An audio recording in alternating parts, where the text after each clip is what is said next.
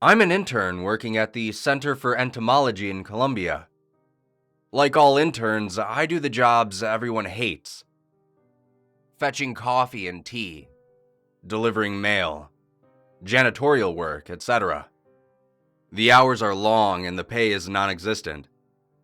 And the people are rude. All that said, though, I'm learning a hell of a lot. I get to work with some species seen nowhere else in the world. The other night, I was mopping the floors. Since the center is in the middle of the rainforest, quite a bit of mud gets tracked in by the researchers and employees. So, every night, usually well after midnight, I'm the last guy in the place until it's all cleaned up. One of the final rooms I clean is where Scolopendra gigantea are housed. I hate that room. Despite my love of insects and bugs and spiders and all manner of other creepy crawlies, giant centipedes scare the hell out of me. They shouldn't be so big and aggressive. Something about them seems out of place in a rainforest that otherwise appears to have an equilibrium among the species. Or maybe I'm just a wimp. Anyway, giant centipedes are a major point of focus for the center.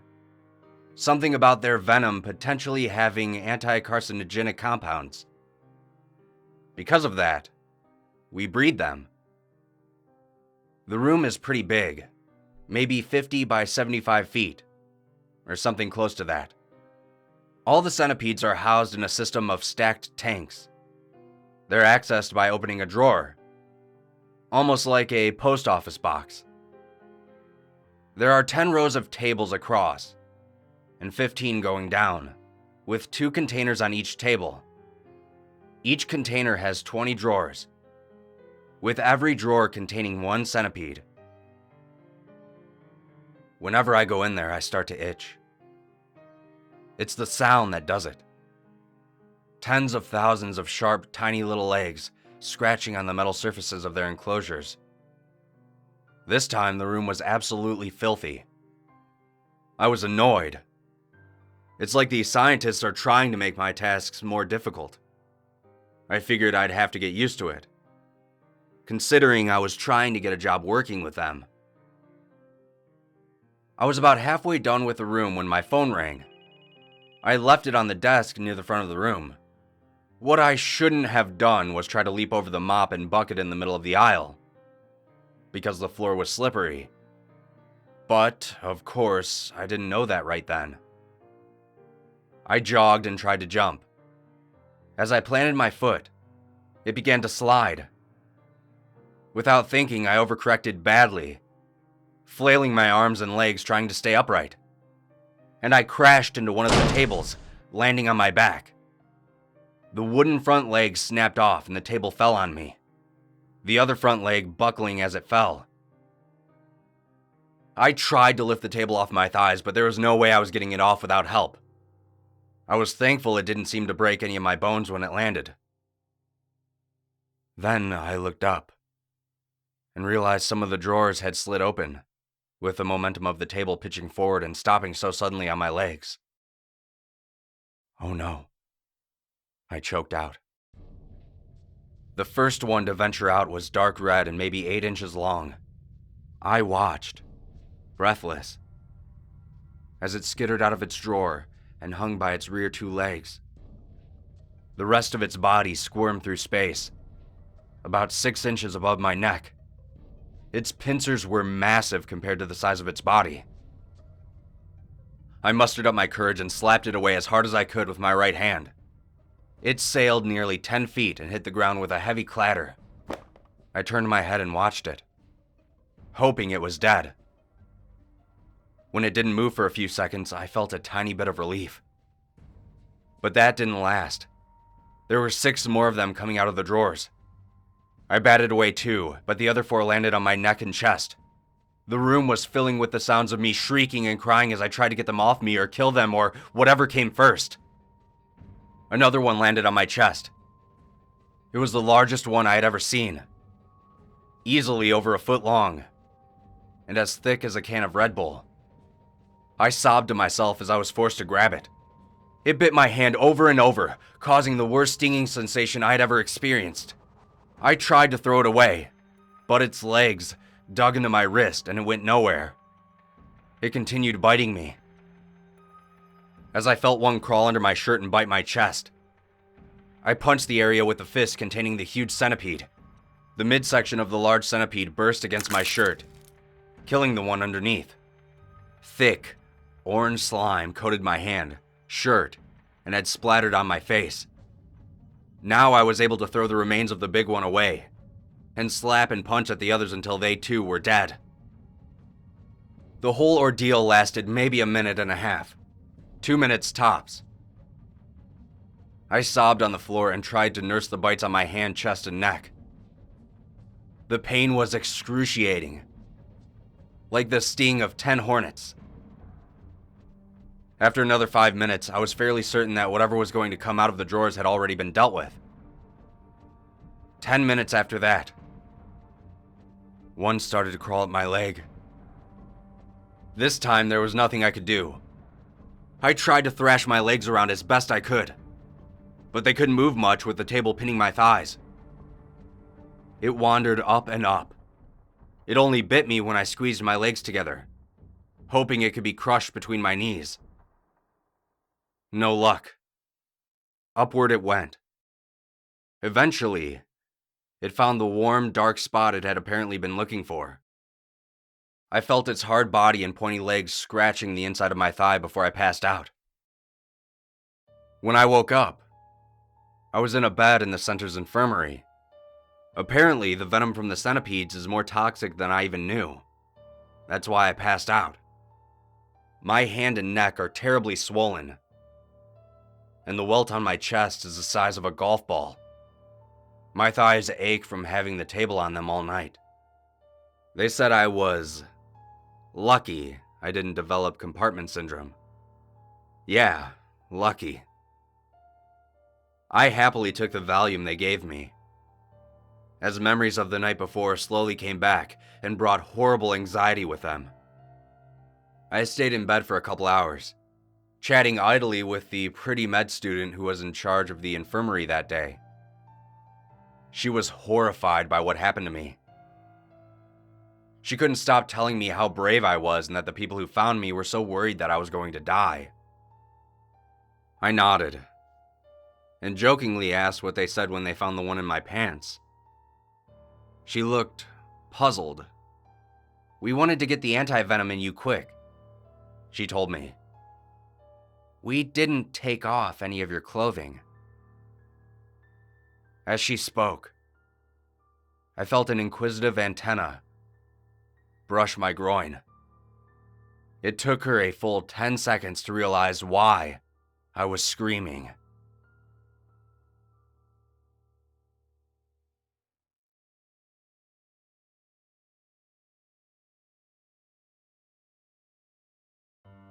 My mom used to tell me stories about them.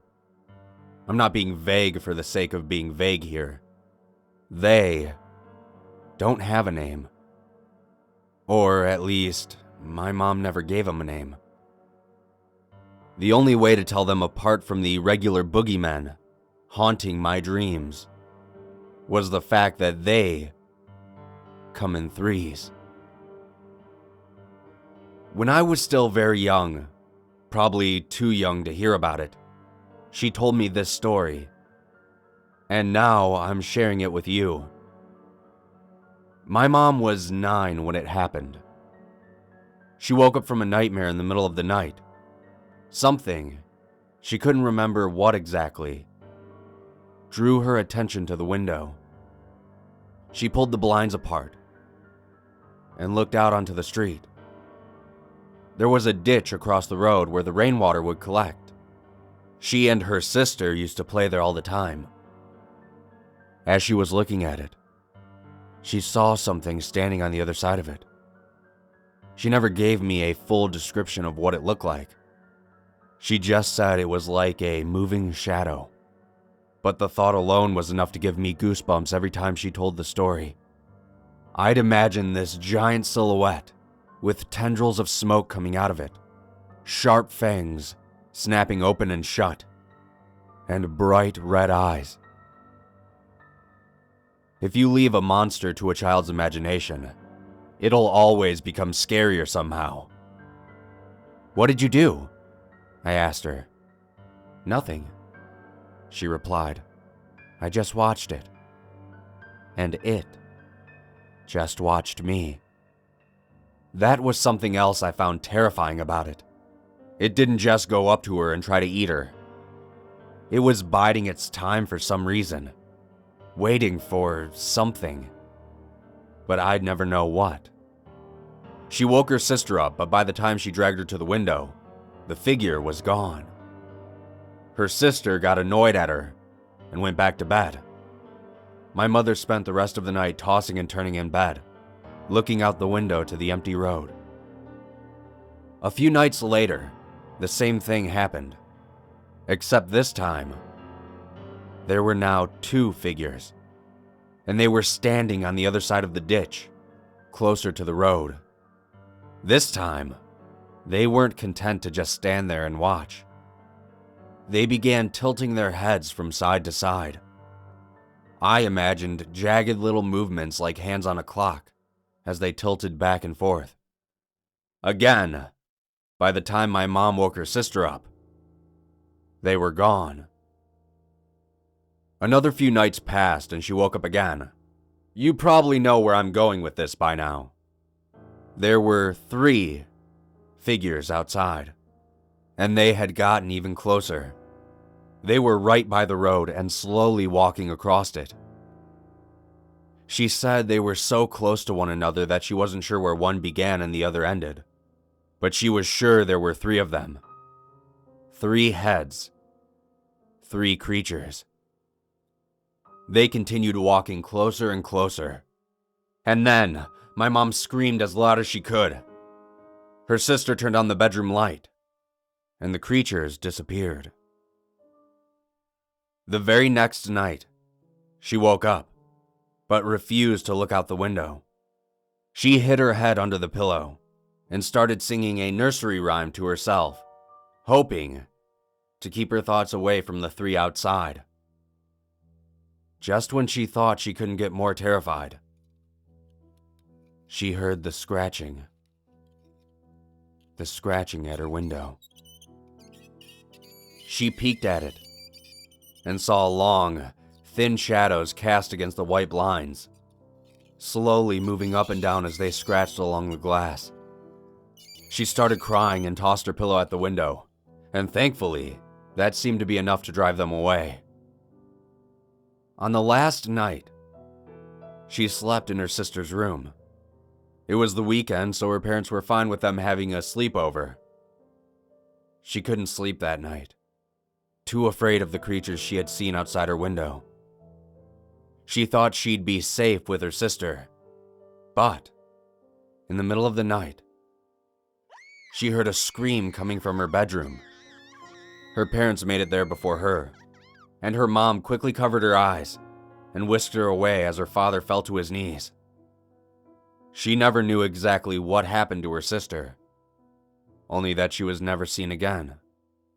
"But Mom," I remember saying, "Aunt Maggie's still alive." She smiled at me grimly. I couldn't understand why. I was too young. It wasn't until I cleaned out her attic yesterday and found an old photo album that I finally understood. There was a photo of her parents, Aunt Maggie, her, and a 3rd little girl I had never seen before.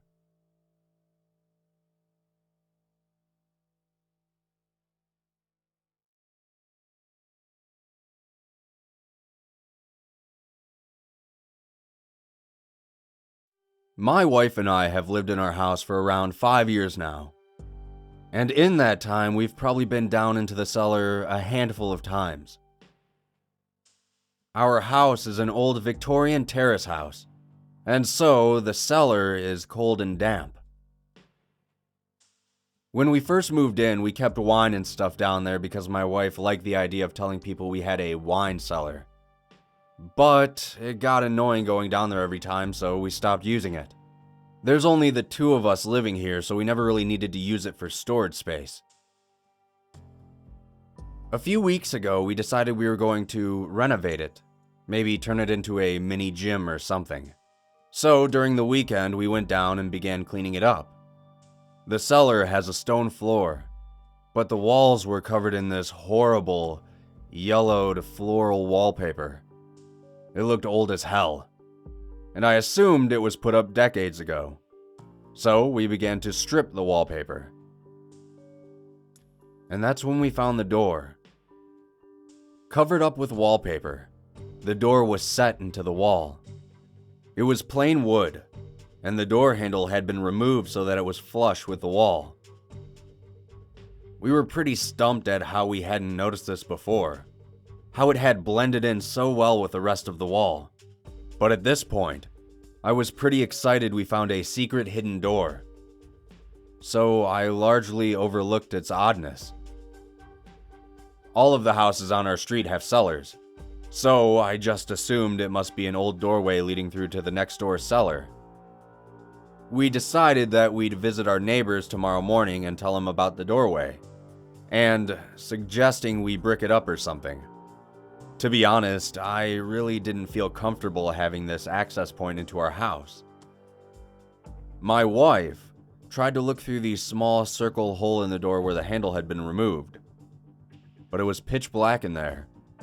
So, because we were nosy, we used the flashlight on her phone to peek through the hole. My wife looked first. Then, she suddenly went completely still. "This doesn't go into the next door's cellar," she said slowly, moving back away from the door. I frowned and took her phone, inspecting for myself. Instead of the cellar, there were stone steps leading downward.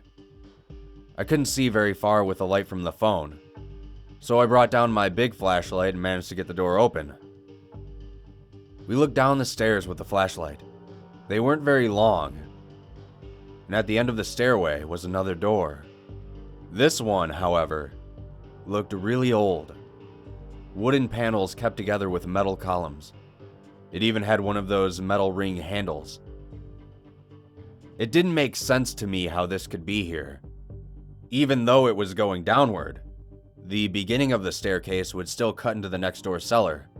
We had actually been in his cellar before, for drinks a few times, which had been done up into a game room with a bar and a pool table, and I had never noticed a big jut out from the wall that would cover a stairway, or that it was smaller than our cellar if there was a whole wall blocking it off.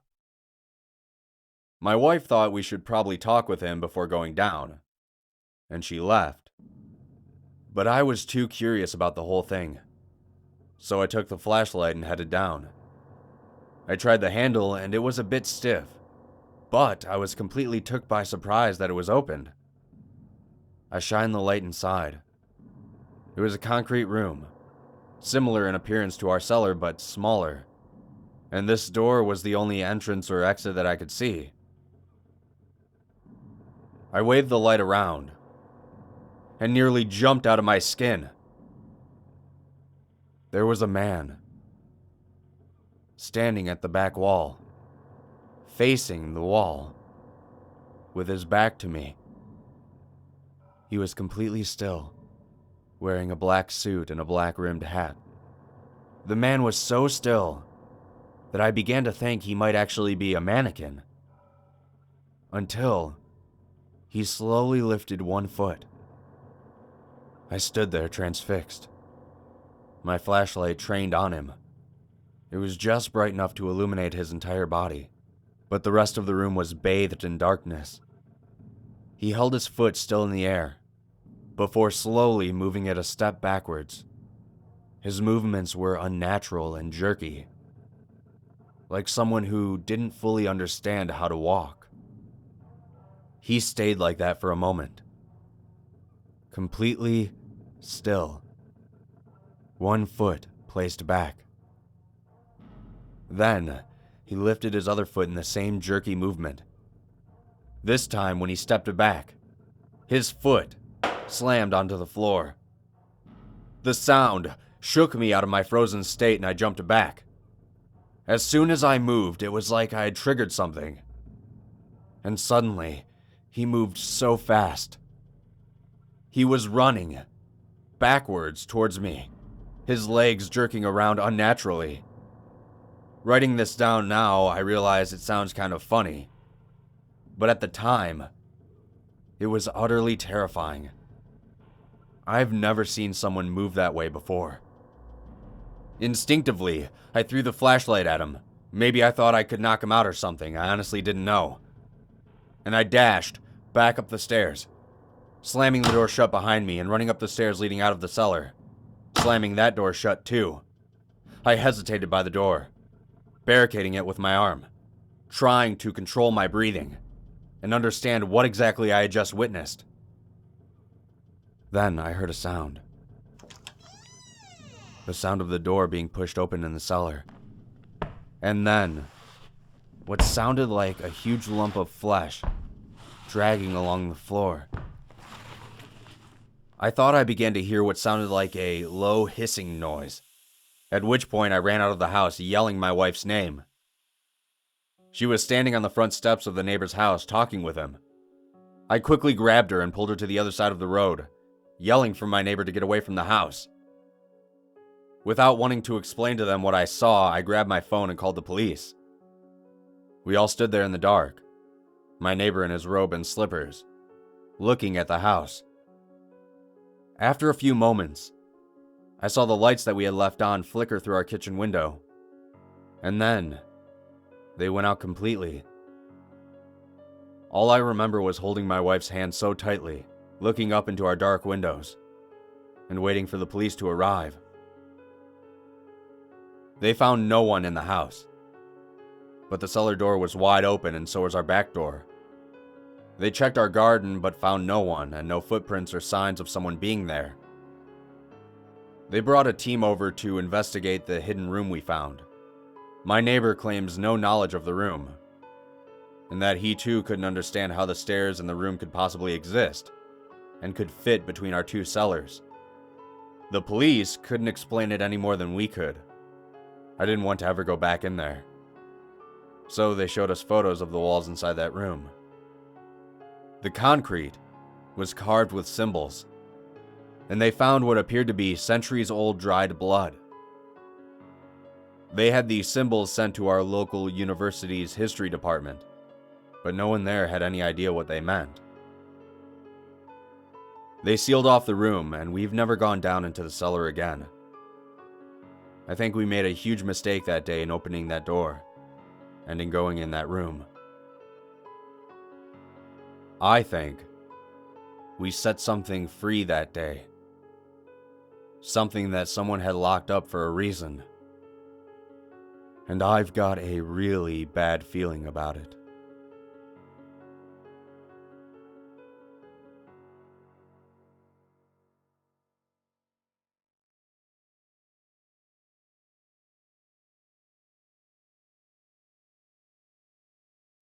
I read my first online horror story when I was a freshman in college. I was in bed one evening, surfing the web, and I decided that I wanted to scare the crap out of myself. The internet is home to a lot of strange things, as I'm sure many of you know. And I found a few of them that night. But nothing piqued my interest more than this community. Reading all of your experiences over the years has been strangely cathartic, for I too have known horror. I've never been in a haunted house, or caught a glimpse of anything paranormal. I'm not even sure I believe in such things. But no demon or monster or vengeful spirit from the depths could tell me more than what I already know. Evil does walk among us. I have more than glimpsed it. I have stared it in the face. So please, though I'm not as gifted a writer as many of you, indulge a loyal member of this community. I've never posted here before, and I probably never will again. My life to this point has been unremarkable and unextraordinary in every way, save for this one solitary tale, Indeed, a perusing of my journal would reveal only this single blemish on a tapestry otherwise entirely full of good days. But you, friends, should know better than the rest. One bad day can deliver a lifetime of sleepless nights. When I was a kid, well, a young teenager, I frequently spent my Saturday nights babysitting my siblings. As the eldest of 3, I assumed this responsibility with no pay nor thanks to speak of. It was simply expected of me. One of my contributions to the family. I babysat so frequently because, well, my parents needed it. They had had marriage problems in the past, and their counselor told them they should go on a weekly date. You know, revive the magic. Rekindle that old flame. All that good stuff. Yeah, it sucked to be robbed of a weekend evening, but it wasn't much of a burden. My parents were happier they had ever been in ages. And they both seemed genuinely excited for date night each week. I would have rather been doing other things, of course, but I'd seen my aunt and uncle go through a nasty divorce a few years back, and I desperately wanted my parents to stick together. And so it was that, on the night of December 3rd in the year 2006. I stood at the open front door of my secluded Colorado home, waving goodbye as my parents backed out of the icy driveway. "Drive safe," I called out, steam pouring out of my mouth. I don't know if they heard me or not. Wrapping my arms around my torso in response to the wintry mountain air, I entertained myself for a few brief moments by exhaling forcefully and watching my breath float away into nothing. And there was truly nothing around me. Not a car nor a creature in sight. It wasn't long before I grew bored and turned back into a warm house, nose tingling from the chill. Georgie and Kate were eating their dinner at the kitchen table. As I watched them, I couldn't help feeling like an only child. Georgie, 3 years my junior, was severely autistic and about as talkative as a bag of bricks. He only spoke when he really wanted something, and only then in the simplest of words. "Milk and sandwich" was code for peanut butter and jelly with the crust cut off, which he was presently devouring. Kate, meanwhile, was still a beautiful bouncing baby, just shy of 2. The 9-year gap between them is glaring. But to this day, my parents swear to me that Kate wasn't an accident. Kind of like back in high school when I swore to them that I had no idea how those magazines got under my mattress. But I digress. The kids finished dinner and I set them up with their entertainment for the night. Georgie in his room with the PlayStation 2, a hot commodity in those days. And Kate in her crib, in front of Sesame Street.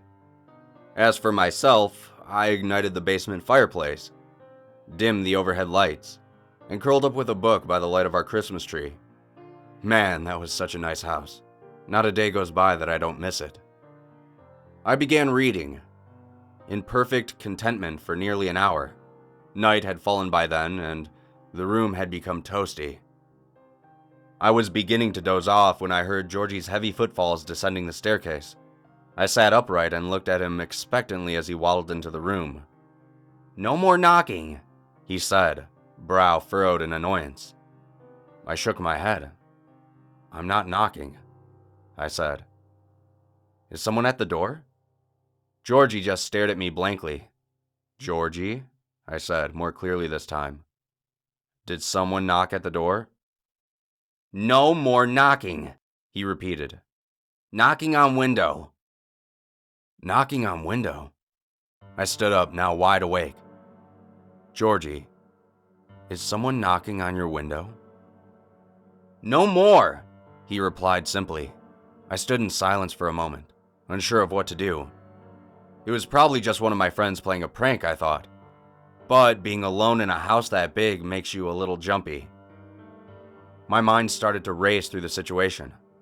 I was a 13-year-old boy, in a nice house on the hilly outskirts of a Colorado mountain town.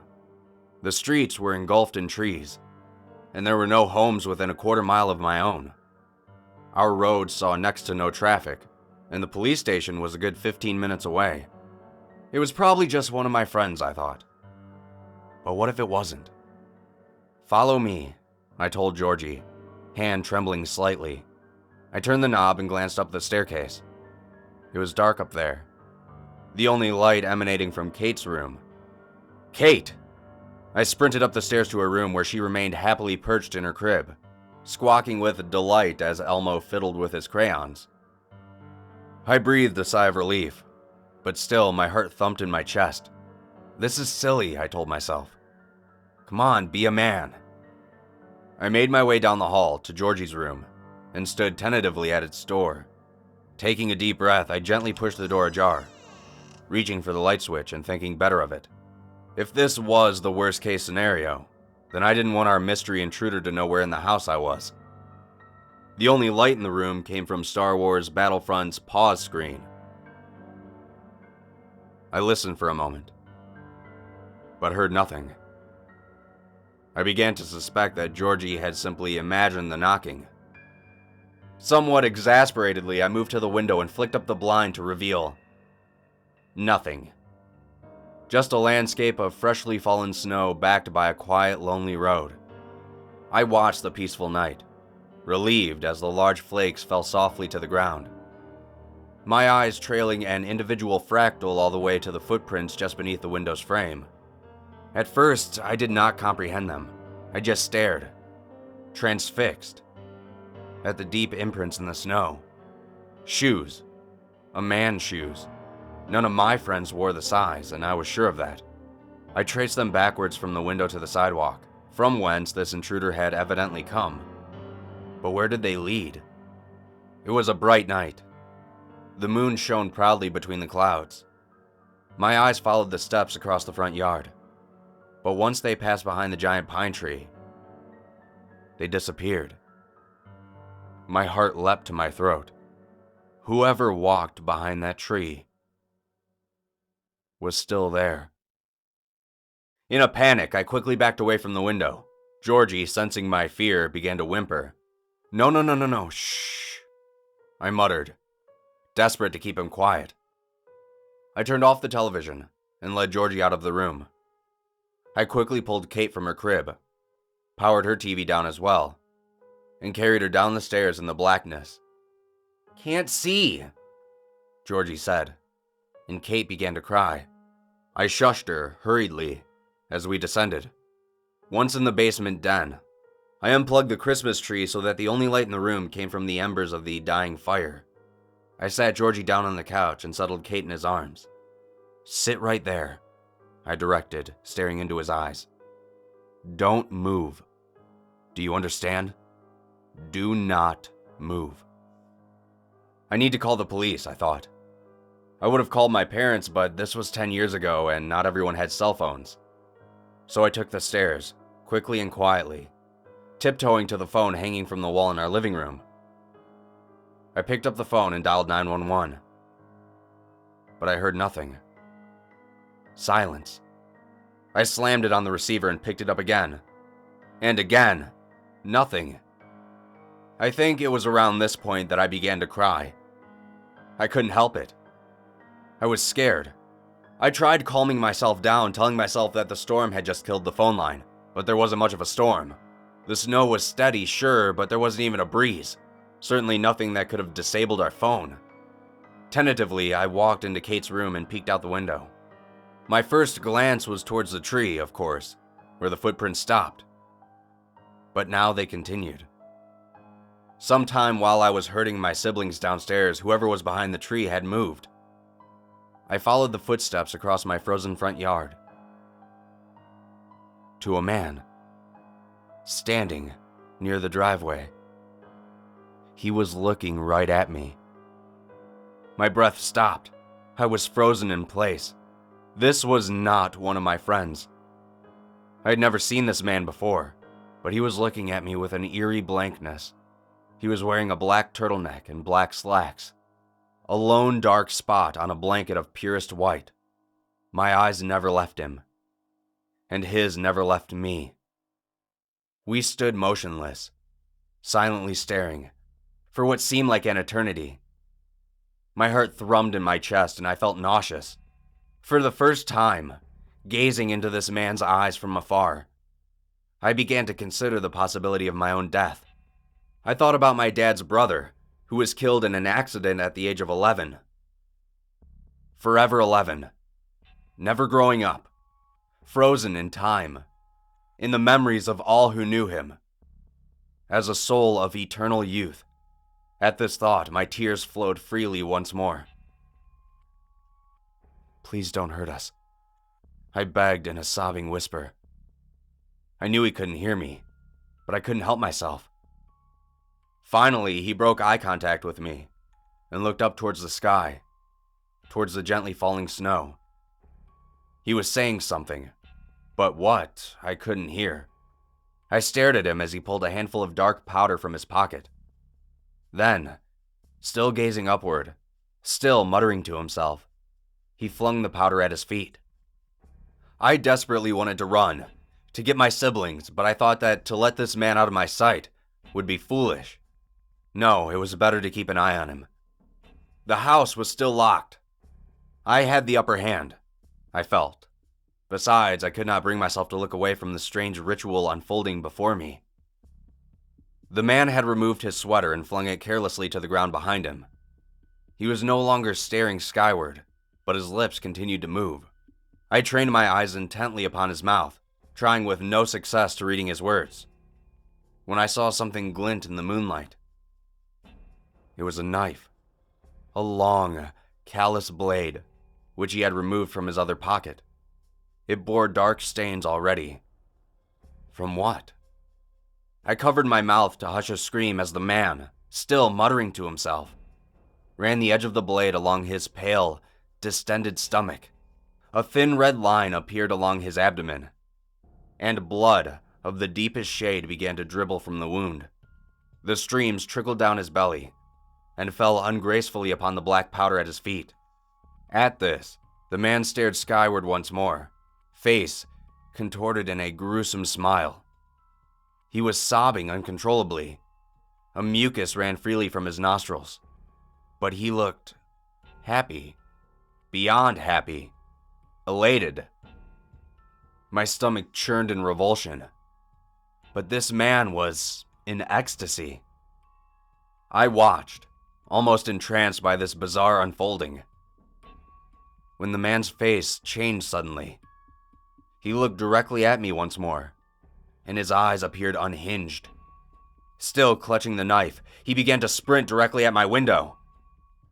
I took one look at the weapon this man brandished, and instinctively fled the room. I slammed the door shut behind me, and was halfway down the stairs when I heard the window shatter. The man screamed, loudly, in pain, as I reached the basement. I locked the door behind me, and ran to Georgie and Kate. "No more screaming," Georgie pleaded. No more screaming," I agreed in hushed tones, stroking his hair in an effort to calm him down. Kate, meanwhile, seemed happy as a clam. I strained, listening intently. Is he inside the house? I still clung to some naive hope that he had injured himself on the glass and had retreated, or perhaps he had weakened himself by his self-inflicted wound. Then I heard it. The subtle but unmistakable sound of footsteps upstairs. He was indeed inside the house. And by the sound of it, he was trying to be quiet. I silently guided Georgie and Kate into a storage closet and closed the door behind us, manipulating the handle as to make as little noise as possible. We stayed there for about 5 minutes, listening to the ceiling creak threateningly above us. Then I realized, I didn't know why it took me so long, that we were not trapped. We still had a way out. I saw in my mind's eye a window in the bathroom down the hall, the only access our basement had to the outside world. Almost as if on cue, a frustrated scream echoed above us, followed by a tremendous crash.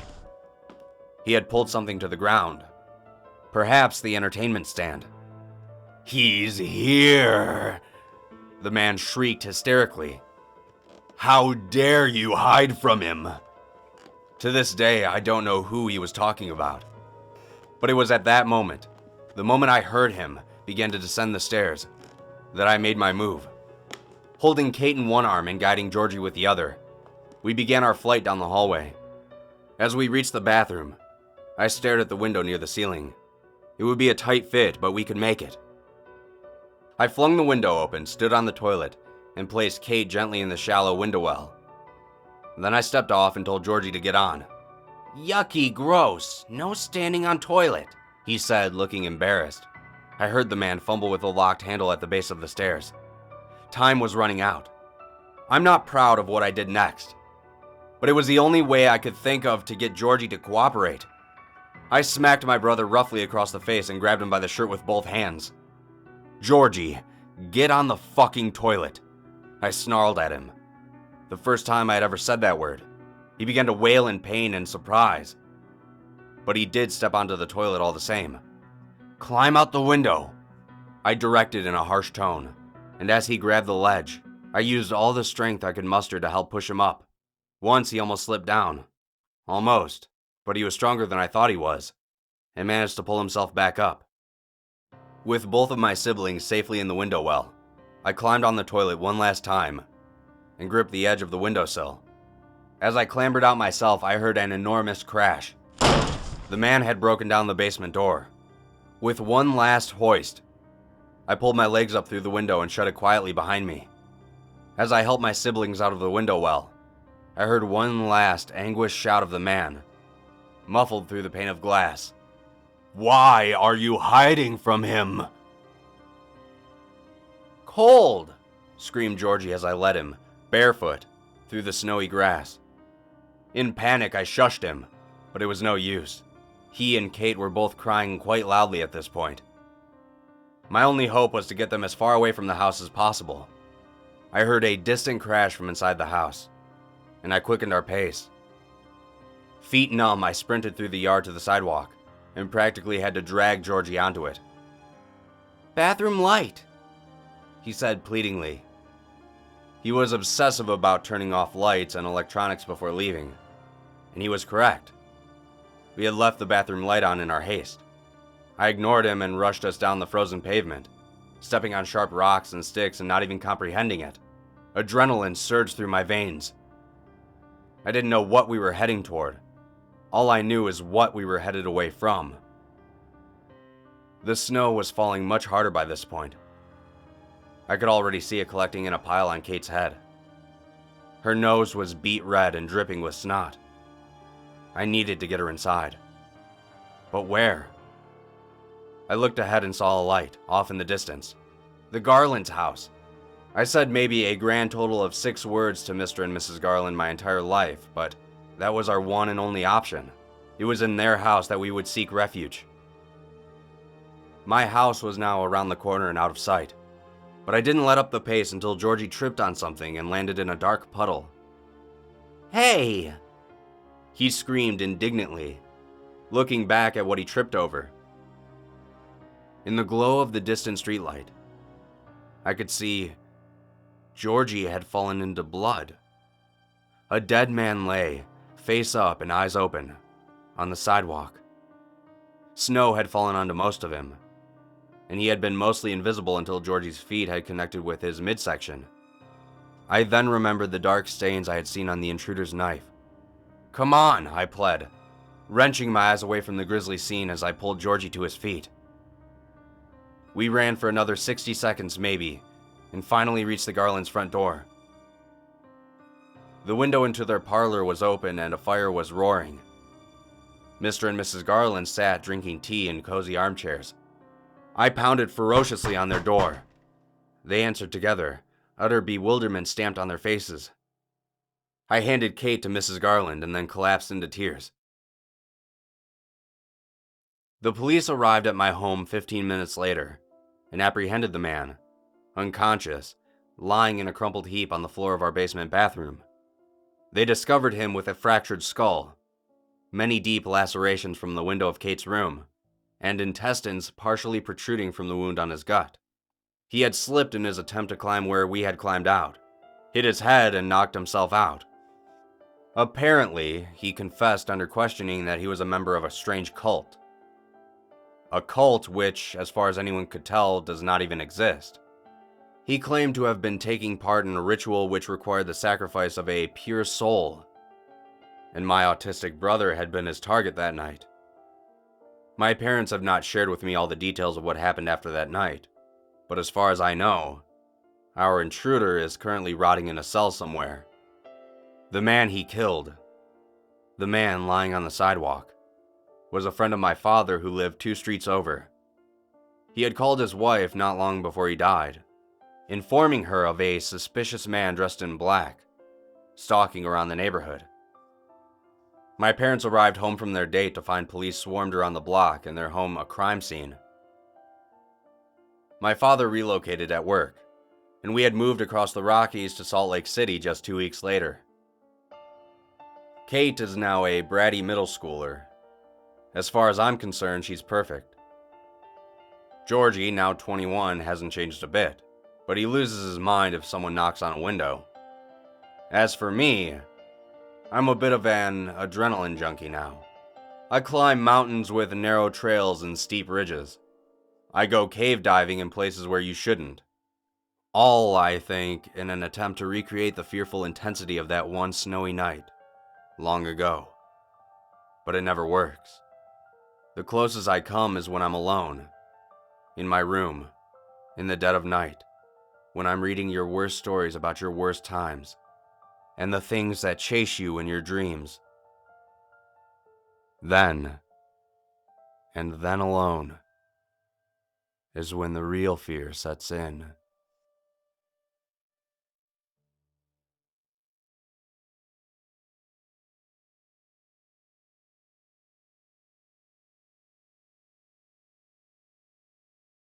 When I was born, the sewing machine had just been introduced into the world. Before I was in my teens, dynamite became a reality. And when I married my first wife, the only things with wings were natural, with airplanes far in the future. I fought the First World War with graying hair, and I watched the second one pass by with a cane in my hands. By the time the nuclear bomb had dropped, I had thought I had seen it all, and that soon, I'd be joining the fallen soldiers in the afterlife. I was wrong, and I found that out on the day my wife died, in 1947. We had both exceeded our life expectancies, until one winter morning her body grew cold next to mine, her breathing stilled, the light in her eyes extinguished. From the back of her gray hair, I could almost pretend she was still alive. And for an hour I did, my eyes welling up in tears as I realized that, without her, my life was no longer worth living. So I walked to my dresser, and I reached into my top drawer, my wrinkled hands searching towards the back, shaking as they found the cold metal wrapped in old rags.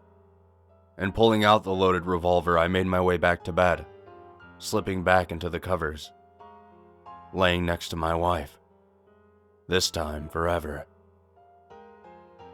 Raising the gun to my temple, I felt no hesitation. I was done here on this earth. I was finished. My purpose complete, and with the failing of my physical and slowing of my mental faculties, I'd prefer to die than deteriorate. I was almost excited to pull the trigger, and when I did, I was met with only one sound. I frowned, checking the cylinder to make sure each of the slots had a bullet. A dud, I thought, and raised the gun again. And once more I pulled the trigger.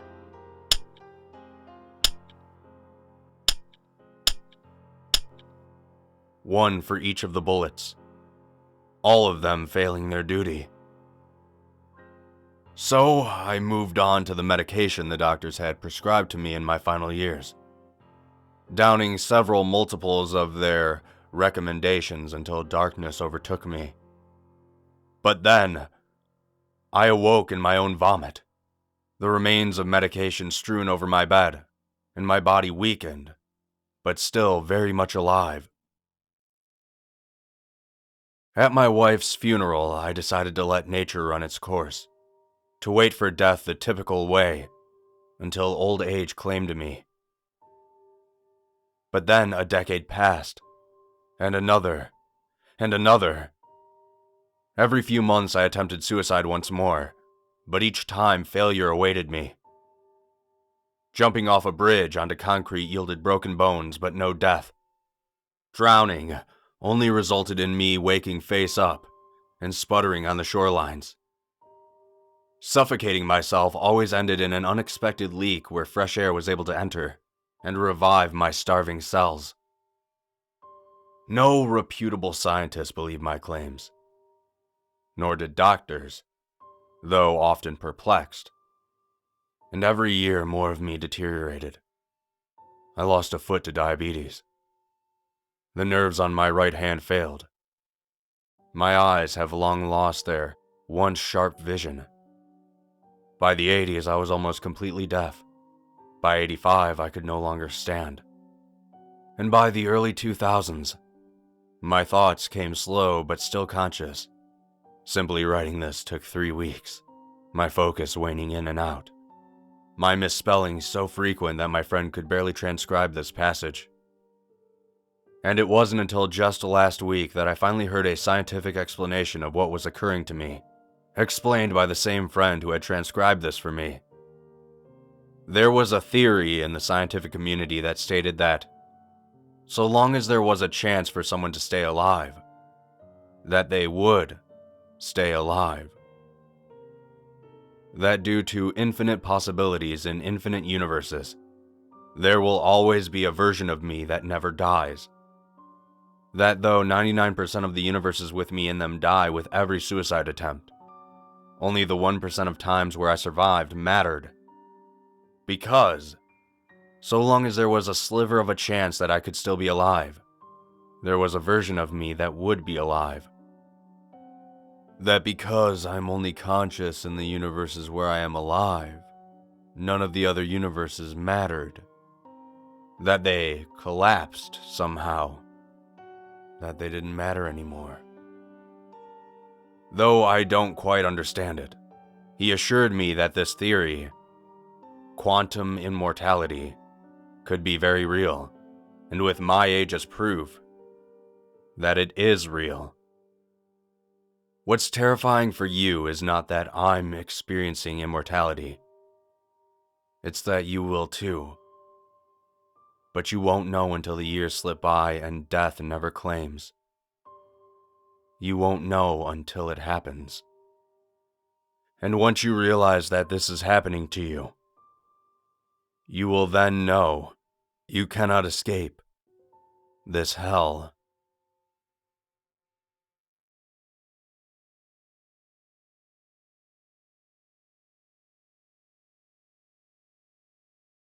My 11-year-old son was in a horrible accident 4 months ago.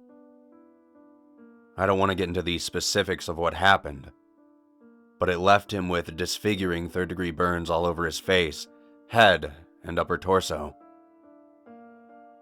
The first week at the hospital were the worst days of my life. I can't even begin to imagine how bad they were for my son. He wouldn't cry underneath those bandages. He wouldn't even speak.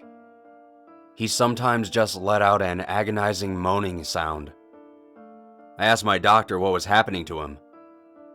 I was eventually able to get out of him that my son was in absolute excruciating pain, and that the movement of his mouth or face made things dramatically worse. So he just sat there, in silence. The thought of that still haunts me to this day. To be in such indescribable pain, and have to just sit there, moment by moment, no escape or distraction. The doctor explained to me that they were medicating him as best they could, but that there was only so much they could do. When they first took the bandages off my son, I screamed. I didn't mean to. I thought I was prepared for the worst, but I wasn't.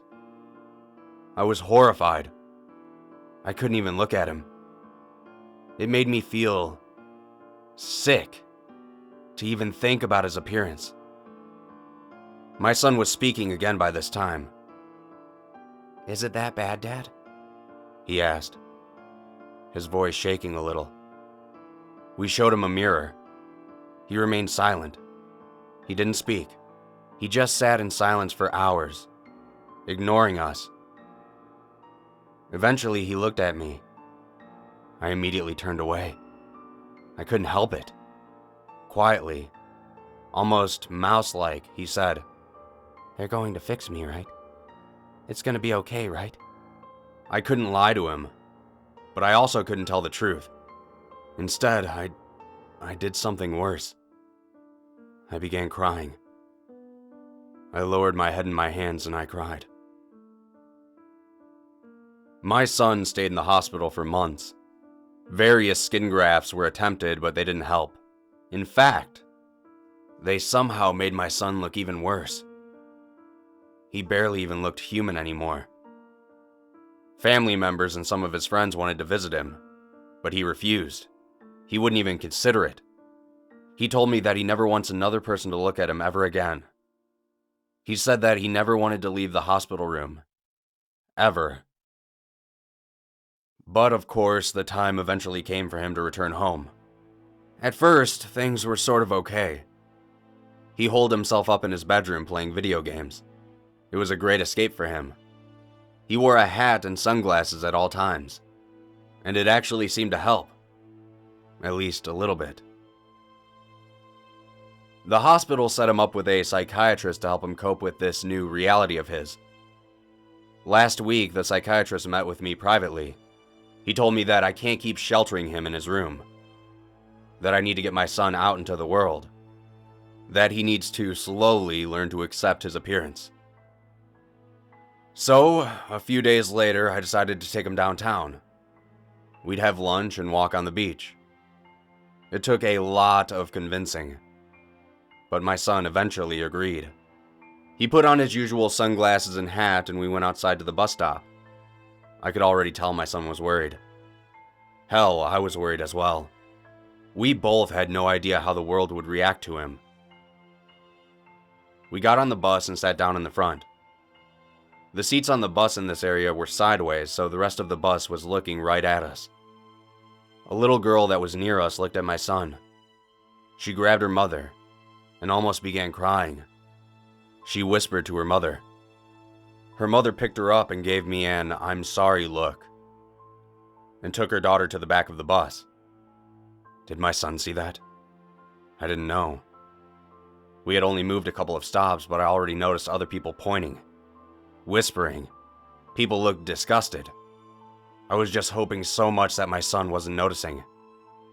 But then, he quietly whispered, "Dad, they're looking at me."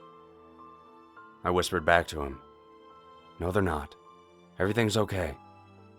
But then he got louder. "Dad, everyone's looking at me. They're all looking at me." Some of the people sitting near us got up at that point. They moved away from us. "Dad," he continued. He was now almost yelling. "They're all looking at me. They're staring. They're staring." "Calm down," I tried telling him. "They're only looking at you because you're yelling." I saw a teenager pull out his phone and start recording us. "No!" my son shouted. "That's not why they're looking. They were already looking. I want to go. I want off." The little girl at the back of the bus was now crying, loudly. "All right," I said.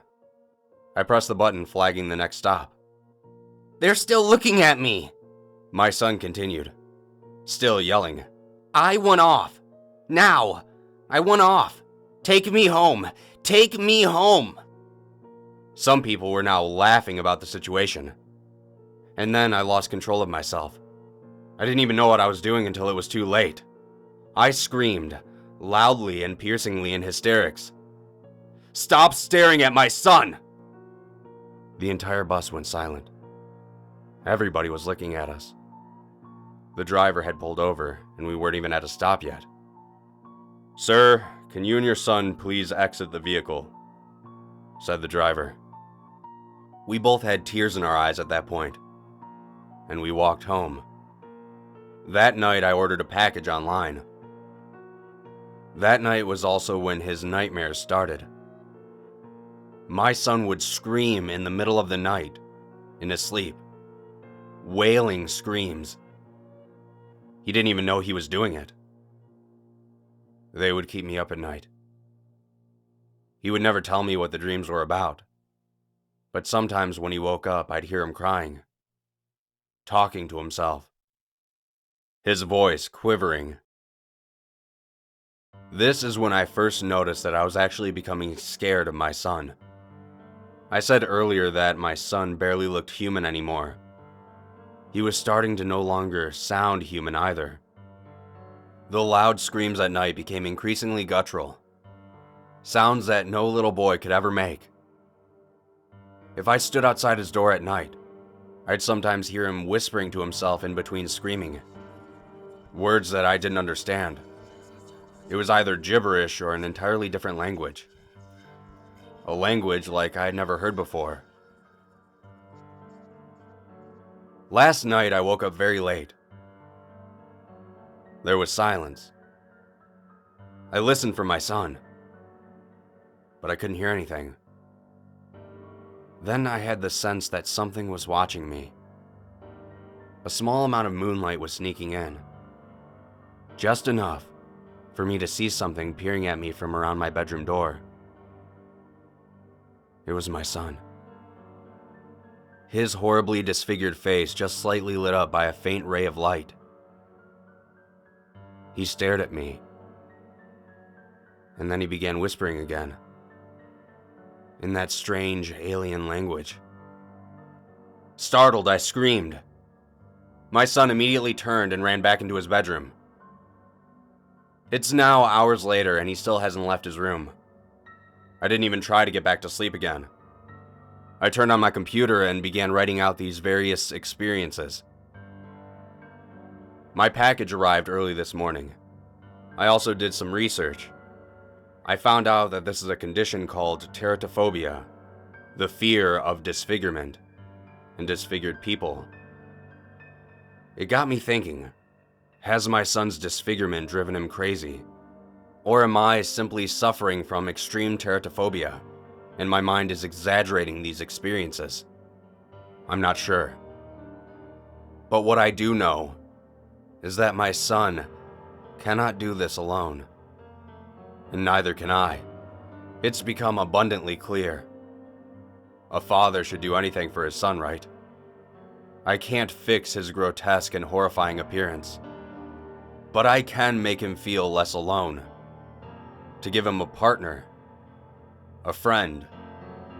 My son and I will be in it together. How better to confront your fear than to specifically turn into an example of its focus? I opened my package, and I looked at its contents. Nitric acid. I wondered how I should splash it on my face. I don't want to lose my eyesight in this process. I suppose I'll have to do a little more research. But I don't want to waste too much time, because I would like to wake my son up this morning as his equal and show him that he's not alone. That together, things won't be so scary. Things won't be so isolating. Things will be better. Maybe it's time for my son and I to show the world that we're not afraid. Maybe we'll even grow to like it. We'll have to learn to like it. No matter what, we'll have to learn.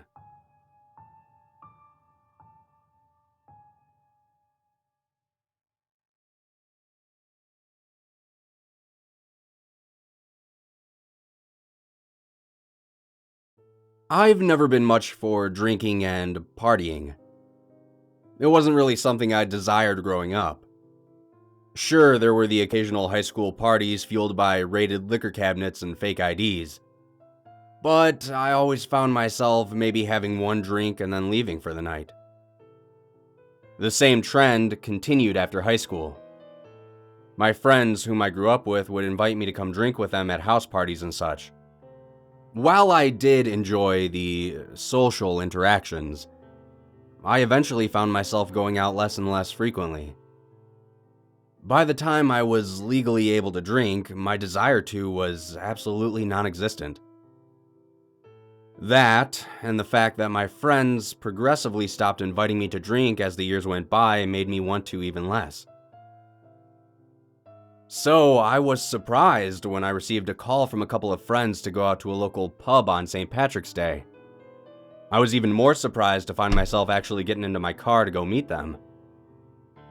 Maybe it was the lack of social stimulus, or perhaps a hidden desire to reconnect with old friends. Either way, I decided I would step out of my comfort zone and try to enjoy a night with my friends.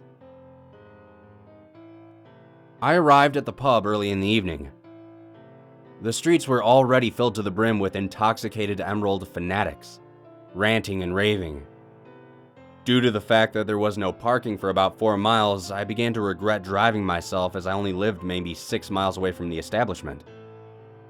After finally finding a parking spot, I began my trek through the sea of green. While I walked, most of the people I saw were being overtly obnoxious. But the half-naked man on the public trash can shouting, "I'm a leprechaun, pinch me!" did make me laugh. The sun was already setting as I finally reached my destination. My friends were already inside waiting. You could probably jumpstart a car with the amount of shock on their faces when I walked through the door. But, much to my surprise, they quickly got over it and welcomed me with wide, drunken arms.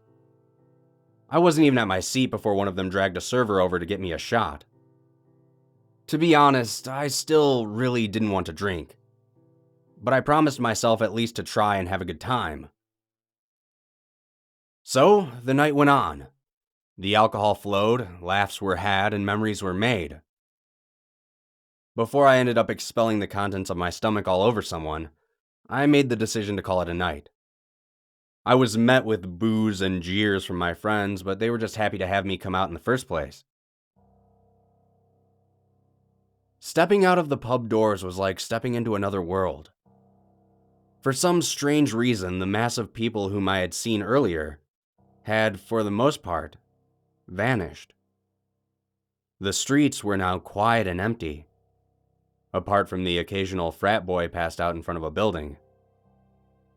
My town was by no means a large town, but to have the streets be this quiet was definitely strange. I decided to push the oddness aside and make my way home.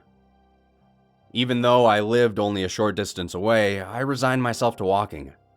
I didn't want to tempt fate by getting behind the wheel. The air had a chilling bite to it as I continued my walk. After my first mile of staggering, trying to keep my hands warm, is when I started to hear something. Footsteps. They were faint at first, but began to grow in loudness as they approached behind me. I just assumed it was just another bar patron in the same position as me, trying to make their way home. But after about 20 minutes of walking, I realized that the footsteps were still behind me. I don't care who you are. Hearing footsteps behind you in the middle of the night when you are alone can be one of the most unnerving sounds in the world.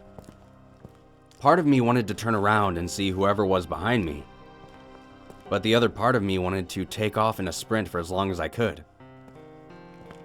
After a few minutes of thinking it over, I realized I was being childish. That it was just another random person who happened to be walking the same way I was. As I walked, I casually glanced over my shoulder. What I saw almost stopped my heart. It was definitely a man, but he was abnormally tall. Clearly over 6 foot. His body was covered in dark clothing. It was difficult to make out, but I think he was wearing a large overcoat. His hair was long and patchy, which hung disheveled in front of his face. What really caught me off guard was how the man was walking. He was lurching forward, letting his arms hang limply in front of him. My first thought was Frankenstein's monster. Just seeing this man sent a chill down my spine so cold that it made the frigid air feel almost warm. In my drunken state, my mind began to craft excuses for this man behind me. That he was a disgraced basketball player who was down on his luck, trying desperately to find a place to sleep tonight. Surprisingly, that thought calmed me, and I stopped to breathe a sigh of relief. As soon as I stopped walking, my heart began to pound furiously. Because, as soon as I stopped, the man behind me also stopped. It was at that moment that I realized he was in fact following me. I tried my best not to panic and resume my pace. I rapidly tried to think of a way out of this situation. I opted to start running after I rounded the next corner to try and lose this guy. Every time my pace quickened, his did as well. My turn was quickly approaching, but I couldn't help but wonder if I was going to be fast enough to outrun this guy, especially in my current drunken state. I rounded the corner and took off like an Olympic sprinter. The icy air felt like 1,000 knives stabbing my lungs. My legs felt like lead after the first 4 minutes, and the alcohol made me feel dizzy and nauseous. Still, I ran, trying desperately to put some distance between me and my unwanted follower. After 10 minutes of running, I collapsed in someone's front yard, expelling about $80 worth of alcohol all over the person's garden. Catching my breath, I immediately sat up and looked around. There was no sign of the man. There are a few times in my life that I can recall where I was extremely overjoyed about something, and that was one of those times. It was a chore to stand back up, but somehow I managed. And I continued my journey home, which was only around the block. I laughed to myself at the thought that the man probably thought I was the crazy one, taking off running like that. He probably was just trying to get home after all. I finally made it onto my street, and seeing a couple of cars drive by gave me a renewed peace of mind. Until the sound of the engines faded, and were replaced by a new sound. A familiar sound. Footsteps. My body went numb and my mind went blank. The next thing I remember is waking up the following morning in my bed. My head was pounding, and my chest was on fire.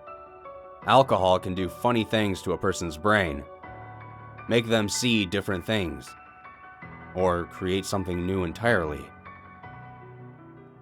I'm not 100% positive on what actually happened last night. Maybe there was someone stalking me.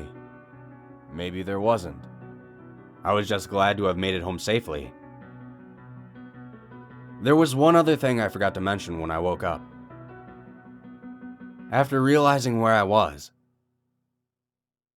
I happened to glance at my window. There was an abnormally large handprint on my window. I don't know what's scarier to me. That I didn't actually hallucinate all of last night, or that the handprint was on the inside of the glass. Either way, I know one thing for sure. I'm never going to drink ever again.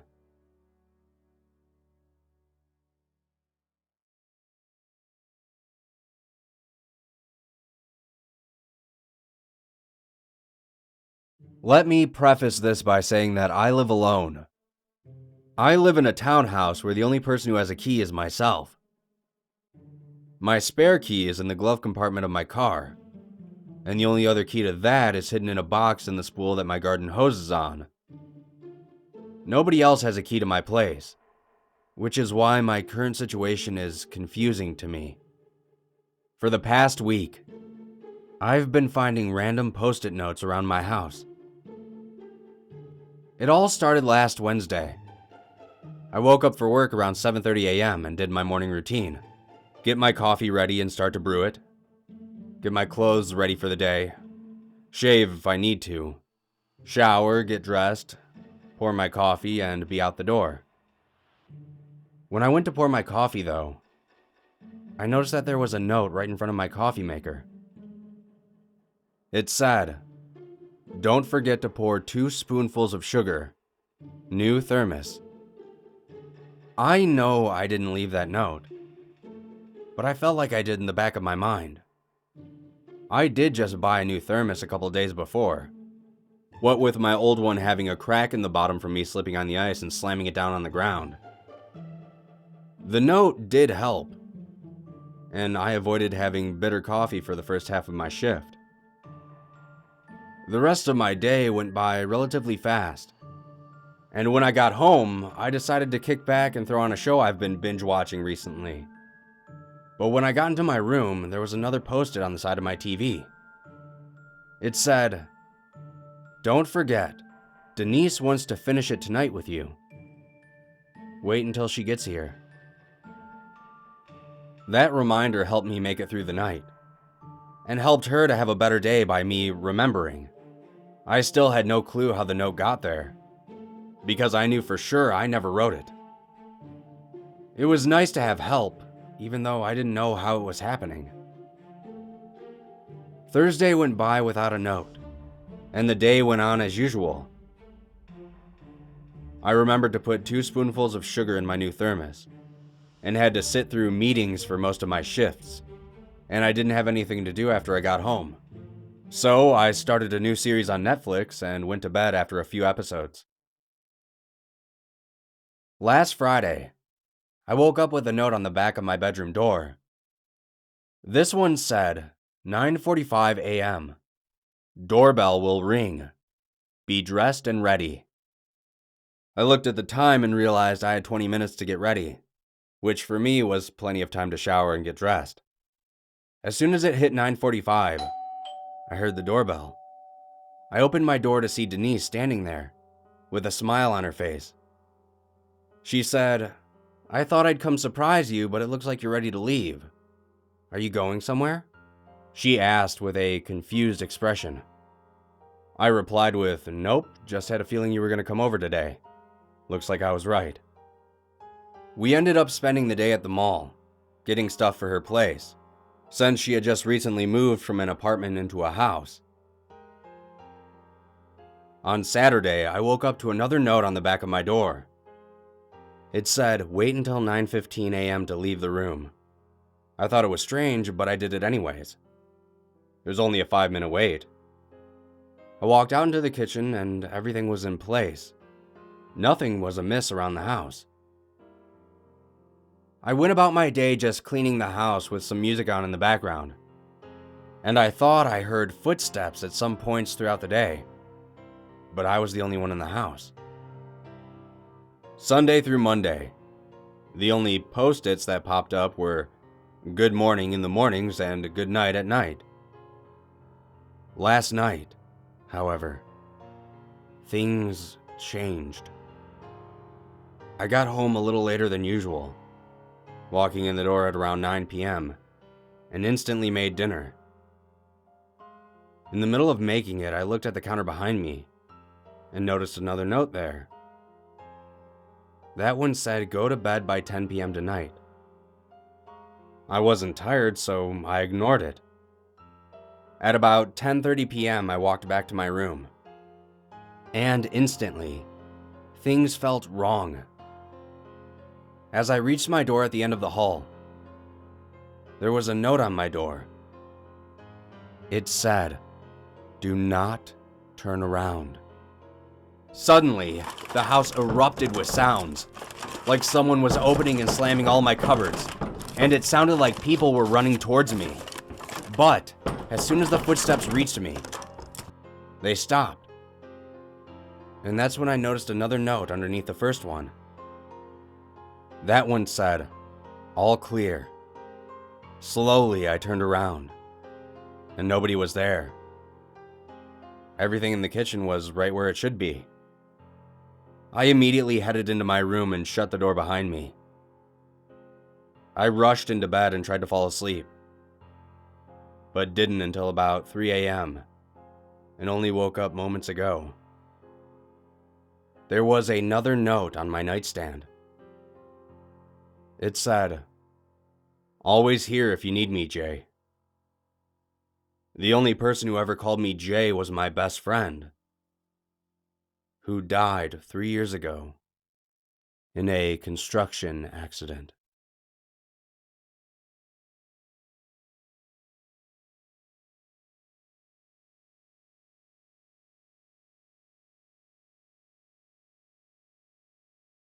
I've been dealing with anxiety my entire life. Whether in social situations, work situations, or hell, even at home by myself, feelings of panic rise to the surface and consume me. Medications don't work. Therapy doesn't work either. Each day, I wake up knowing at some point before I go back to bed, I will feel like the world is about to collapse all around me. I heard about ASMR online. For those of you who don't know, it's short for Autonomous Sensory Meridian Response. Basically, it's an induced euphoric response that supposedly causes deep relaxation and a sense of well-being. Me personally, I've never been relaxed. Truth be told, I've never been well either. Like all natural products designed to elicit a positive biological response, the ASMR space on the internet is complete bullshit. Countless fraudsters and faux experts tout extraordinary claims, and while scientists have found no direct correlation between ASMR and health, mental or otherwise, those who sell ASMR-related products will tell you it's the next big thing. The thing doctors don't want you to know about. So, needless to say, I was pretty skeptical. Skepticism, however, in the face of daily panic, can often upshift into something resembling hope. So I did my research. I sifted through claims and medical information with my untrained but nonetheless determined mind. Another problem with something like ASMR is that people claim they know what they're doing, when, in fact, they're just trying to get hits on their website. YouTube, for example, is full of kids talking seductively into their microphones, while dull synth pop plays in the background. Those are the top hits for ASMR anyway. You need to dig a little deeper before you find something you think is actually legit. And I did. Last year, I found an ASMR website run by a university in Ukraine. The cursory listen to I gave seemed relaxing enough. A soft voice over gentle electronic pulses and the certain sounds from nature, like running water.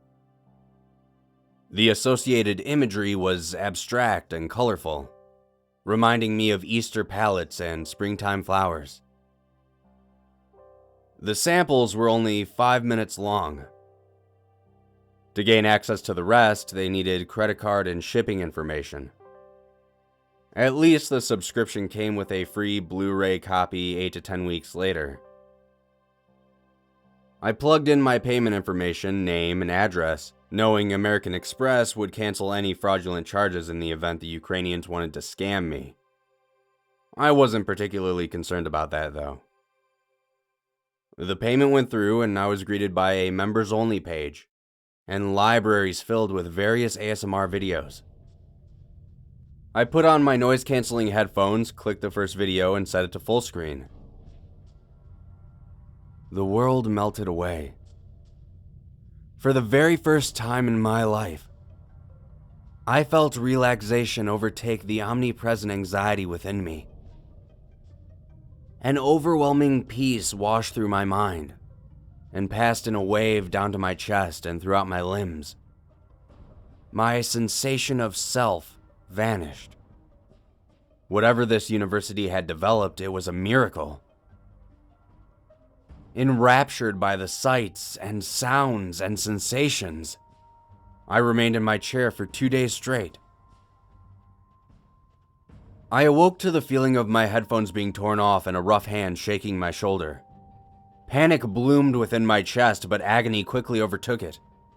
My legs and lower back were searing with a horrendous pain, and I screamed, only to have the same hand clasp over my mouth. "Shut up," came a voice with a thick accent. "Scream again, and we'll take even more. Do you have any money in the house? Any jewelry?" I tried to shake my head, which was being pinned back against the computer chair from the man's brute strength.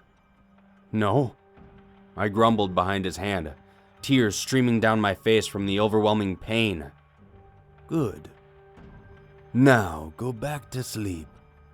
He strapped the headphones back on my ears and straightened me up so I was facing the monitor again, before slipping back beneath the waves of audio bliss. I realized I had been strapped to my chair, but I didn't know why. After an hour, the video ended. The audio cut out. The pain returned. I screamed again, this time alone in my apartment. I was still strapped to the chair.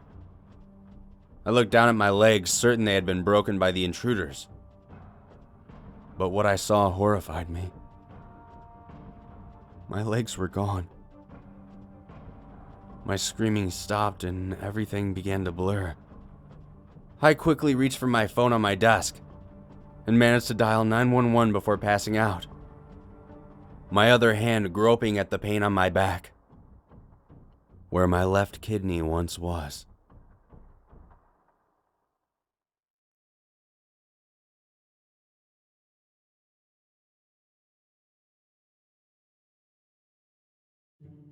Surveillance is a growing fact of life these days, but I now believe we've expanded the scope of human sight to dangerous levels. I'm not a master hacker by any means, but I was definitely able to Google a script to break into my neighbor's new smart home system. Believe me when I say that ignorance is bliss, and that you can never go back once you know the truth. I should probably start by saying I'm not some creep. The idea first started as a random thought when I heard my 50-something neighbor bragging to someone else on his porch about his new smart home system. He claimed the security system and all the devices in his house were wired to the same voice command box, and he sounded damn proud of it too. He claimed it was, what did he say? Perfect security. Of course, after overhearing a claim like that floating in through my open window, I made a single search and found a dozen hits for scripts that would break into the brand he described. I laughed to myself and then left it at that. But temptation has a funny way of lurking in the back of your mind. Every few days, the thought would randomly pop into my head. I had power. Why not take a peek?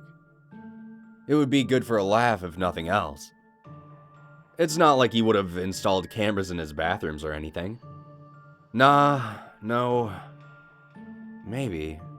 No, I shouldn't.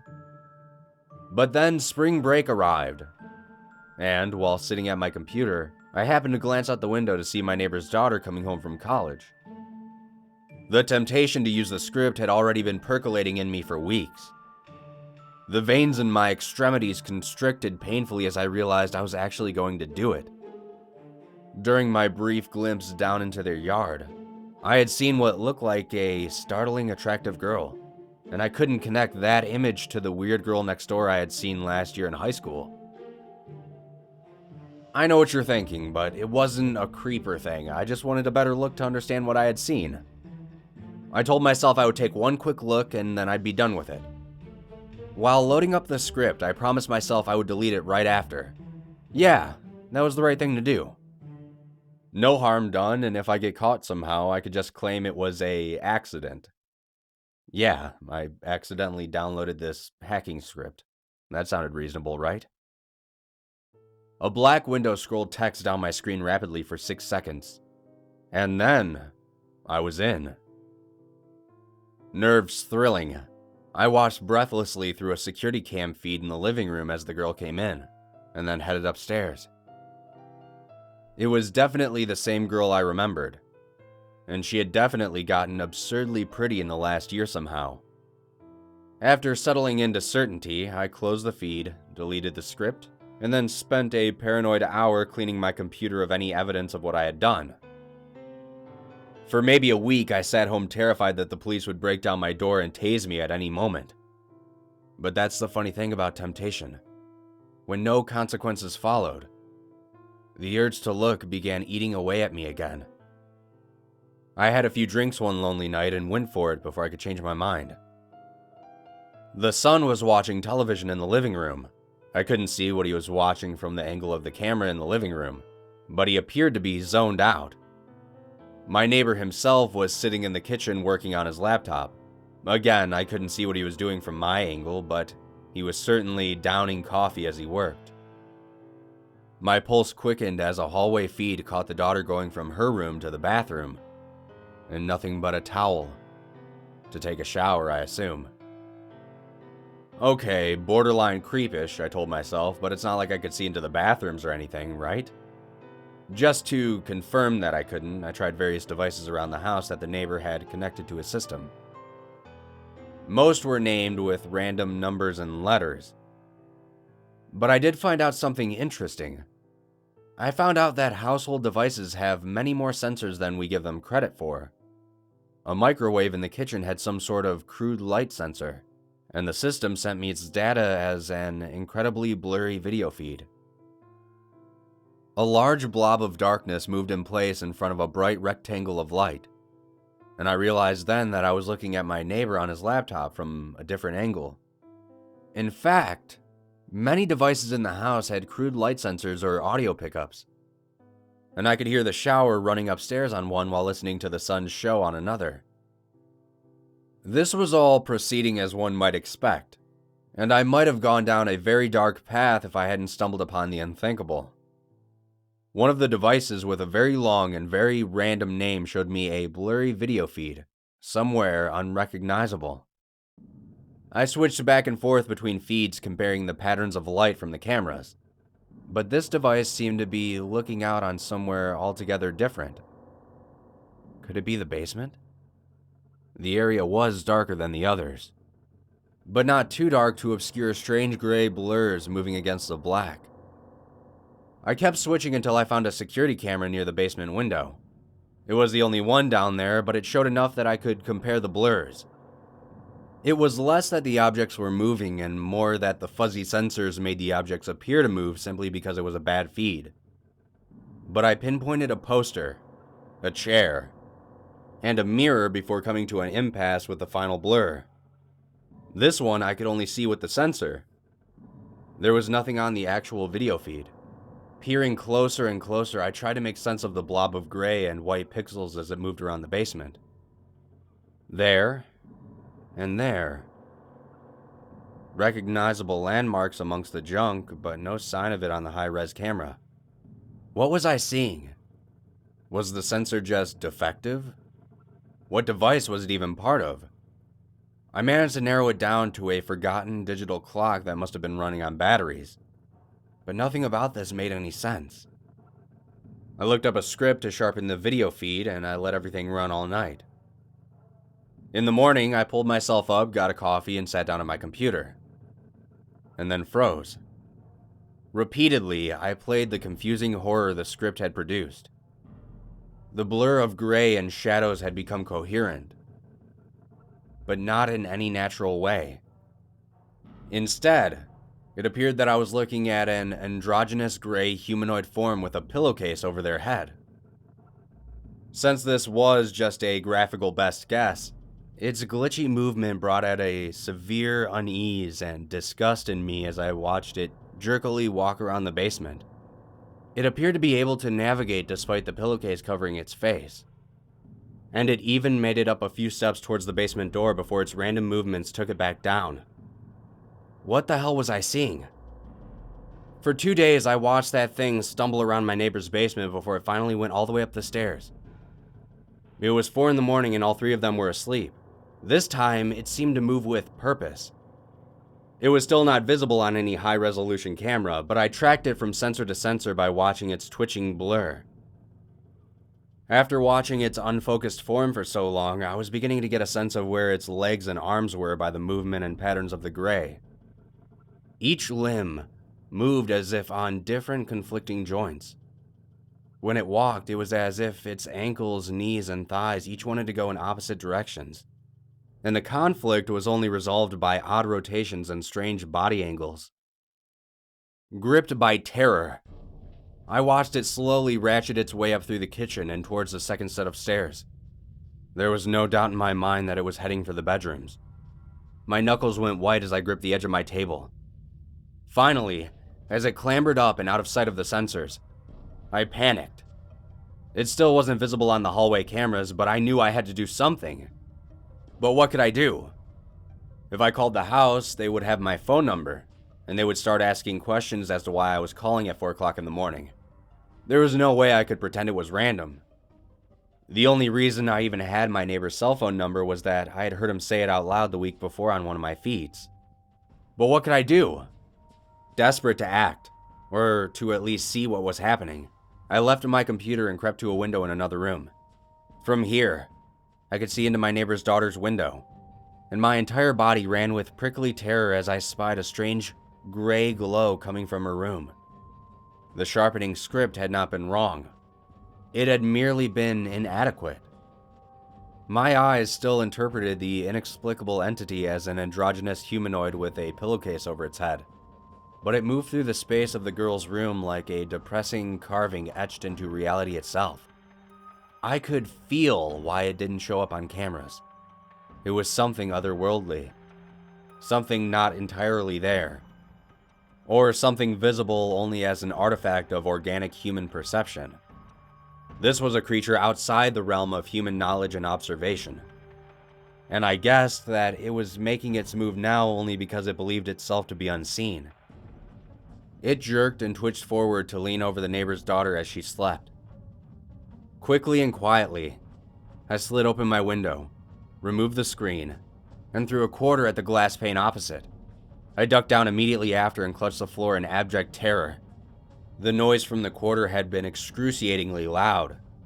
Did the entity snap its pillowcase-covered head towards the sound? Had it seen me? I had no way of knowing. Or did I?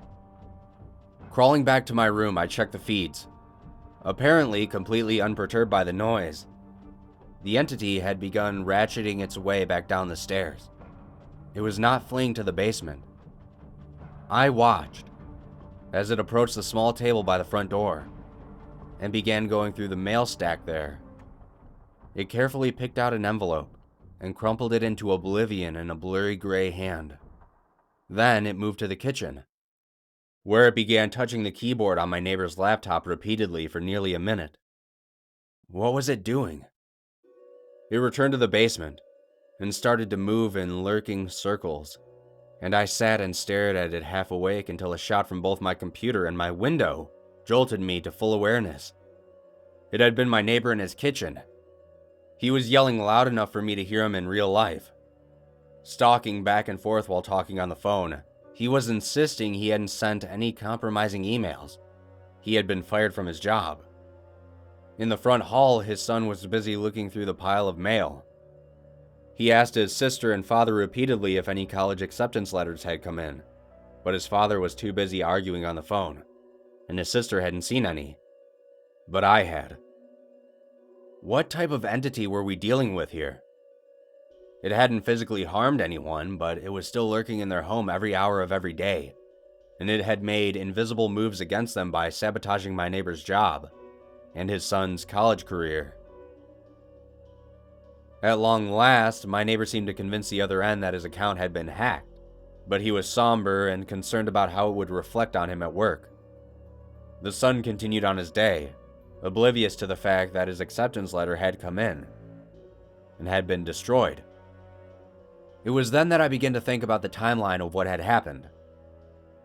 I had resisted the urge to spy on my neighbor's family for weeks. Indeed, beyond that, he had lived there for years. If the entity had been in his basement this entire time, then perhaps they were not physically at risk.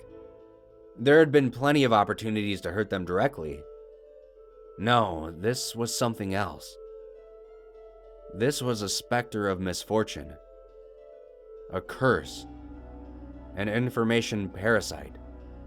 But my neighbor had not been particularly unlucky as far as I knew. Not until he had gotten the surveillance system. A bunch of little complaints I had heard him make suddenly began to add up. Things had been inexplicably going wrong for everyone in his family recently. Alarm clocks had been failing to go off at the proper time. Emails and texts have been a bit weird. And each of the 3 members of his household had a general growing frustration with life.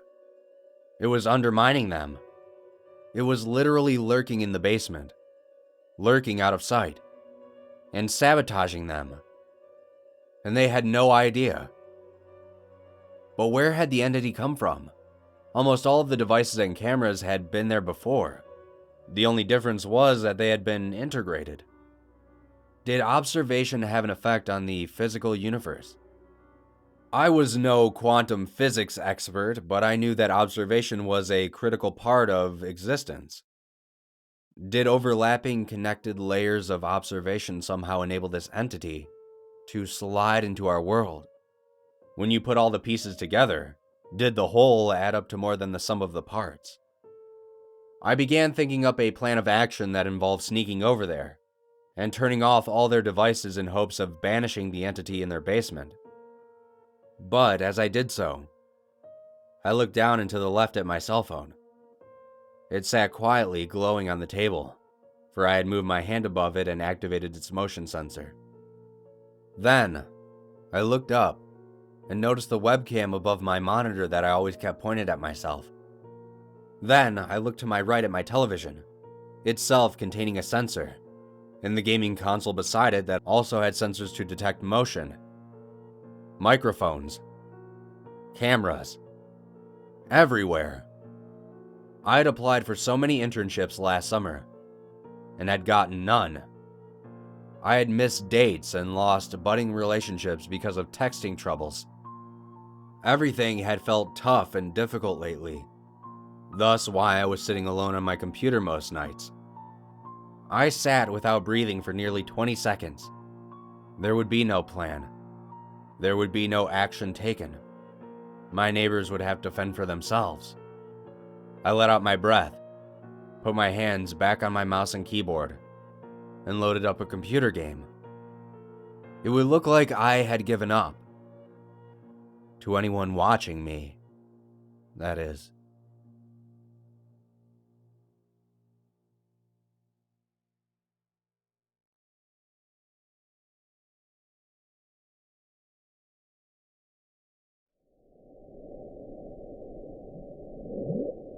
In 1997, a noise was picked up by hundreds of listening stations across the Pacific. It was named the bloop. The bloop was an incredibly low frequency and organic in nature. The frequency and patterns of the sound suggested an animal. The only problem was that whatever animal made that sound would have had to be several times larger than a blue whale. It was originally thought that the bloop was caused by shifting glaciers. But we know better now. I was part of an expedition 700 miles off the coast of Chile. We were locating and tagging local wildlife. Nothing special. We had a deep-sea submersible on hand. I was manning the submersible at the time. I launched. A couple hours later, I reached the seafloor and began buzzing around. Typically on the seafloor, you don't see much of anything. It's practically a desert, underwater, complete with sand dunes and all. But today, I noticed a massive concentration of crabs and other bottom scavengers. It seemed like they were all heading in one specific direction. I requested permission to find out what they were marching to, then followed the trail of crabs and isopods. I followed them for roughly an hour before I came to a trench. This trench was relatively small compared to the Marianas, but it was still a pretty good-sized trench, about 1.5 miles long and half a mile wide. At the edge of the trench, I saw the crabs and scavengers collecting into clumps around pieces of carrion. Perhaps a whale had died and just drifted down here, I thought. I went over the edge and into the trench, unprepared for what I would see next. It was massive. It had to be at least 500 feet in length. It was similar to a humpback whale in shape, but its head was rounder and its mouth was filled with sharp teeth like an orca's. Its side fins had webbed fingers, like some sort of primordial amphibian. The creature had to be some ancient survivor of a bygone era. At least it used to be. The creature itself was not the most terrifying aspect, however. The creature lay on its side. Its eyes were glassy. I could see swarms of crabs and other deep-sea creatures picking at it. As I moved the submersible sideways across the length of its mass, I noticed something that gave me chills. The midsection of the beast was torn in half. Marks of what were all too obviously left by teeth of staggering proportions were clearly seen. The battle scars of a titanic struggle. This creature, as incredibly large as it was, had been killed by something much, much bigger. Now I know that the bloop was not caused by glacial movements. There are creatures out there of biblical proportions. Leviathans in the most literal sense. Only 5% of the Earth's oceans have been explored. I fear we are in for a shock at what lies in wait for us when we start exploring the other 95%.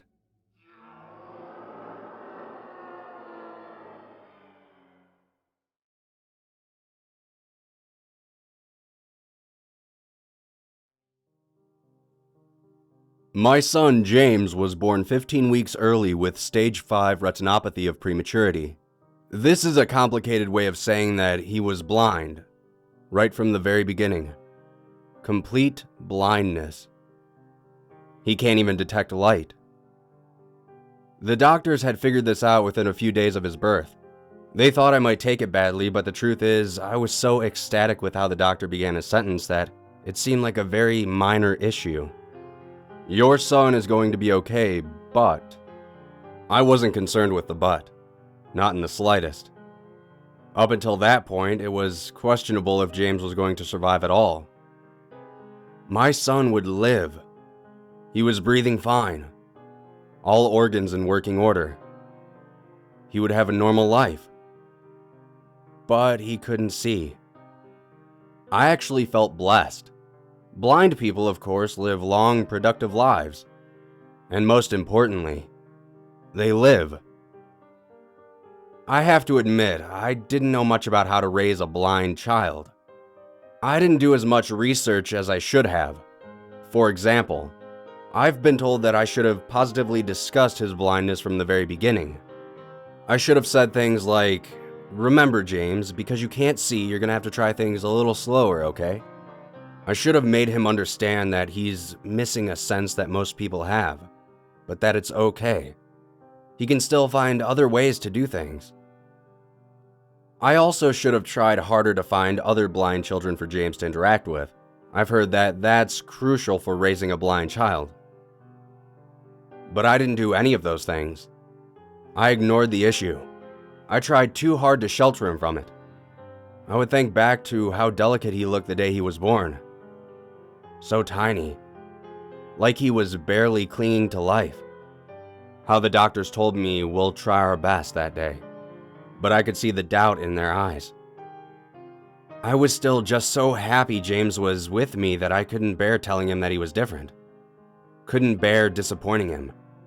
To explain that he's missing something very important. It's not that I kept James as a social recluse locked up in his bedroom or anything crazy like that. We would always go out to parks and beaches. Family was always over and interacting with James. They knew not to discuss the blindness issue, however. As best I could, I was trying to give James a normal childhood. James is now 5 years old, and just yesterday, after all this time, the issue was finally brought up. I thought I had done such a great job of sheltering him, of hiding his blindness from him. I thought he didn't know he was any different than most people. But then last night, just before his bedtime, James walked over and hugged me. I could tell he was very upset about something. He began sobbing into my shoulder. After a moment, I quietly asked him, "What's the matter, James?" He sniffled, then barely choked out, "Dad?" He sniffled again, and then, in between sobs and tears, he said it. "Am I ever going to be able to see?" I was taken completely aback. I hadn't ever even rehearsed in my head what to say in this situation. I had thought this talk would be at least a year away. I didn't know what to do. Stuck on my heels, I responded the only way I knew how at that point. Something I had avoided for so long. The truth. "No, James." I sighed. "The doctor said you will never be able to see." He cried in my arms for another minute or so, and then finally said, "Can you just take me to bed, Dad?" I agreed to. I lay him in his bed and told him, "Wait here just a minute. I have something for you." I went to my bedroom and pulled out a present I had been waiting to give to him. I went back into his bedroom and handed it over. "What is it?" he asked. "It's a pendant," I told him. "You wear it around your neck if you want. Here." Gently, I took his hand. "Do you feel the bumps?" "What are they?" he asked. "It's called Braille. You'll be able to use it to read things and to count. Go on, feel them. What shape does it make?" I don't know." He looked perplexed. "It's in the shape of a heart. It means that I love you very much. That there are many people who love you. So someone will always be here to help you and protect you. So whenever you're sad, just hold on to that pendant and think of us, okay?" He smiled. "Also," I continued, "there are lots and lots of people in the world who can't see, just like you. And there are plenty of things they learn which make their lives easier and more comfortable. Things like Braille. You're going to start learning some of these new things right away, okay?" When I left his room, he looked in my general direction. He said in a much more upbeat voice than before, "Good night, Dad." "Good night, James. I'll see you in the morning." I left his room, walked down the hall, and got into bed. And I'd be lying if I said I didn't feel a couple tears stream down my face. James seemed fine when he got up this morning. He went about his day as usual. After breakfast, he was sitting on the couch listening to his favorite shows. I went upstairs to his bedroom and went through my usual routine of making his bed, gathering his laundry, etc. And then I noticed that the air vent cover seemed different, as though it had been taken off and hastily put back on. Had James been messing around in there? I decided to pull off the cover and look inside. And there it was. A brown case. Approximately 8 by 12 inches. It was about 4 inches thick, with a small black handle on the top. There was also a strange foreign language written on it, one which I had never seen before. I took it out and opened it up. The first thing I noticed was the pendant. He had placed it in the box, maybe for safekeeping. I picked it up anyway and smiled. But then I noticed something else. I almost screamed at what I saw. I held my hand over my mouth. Shock was already setting in. I must have turned ghostly white. I could feel my skin crawl, the hairs on my arms and legs standing on end. It took me half a minute to realize the full extent of what I was looking at, of how impossible it was, let alone terrifying. It was a neatly drawn picture. It wasn't professionally made or anything like that, but done well enough that I could decipher what exactly was happening.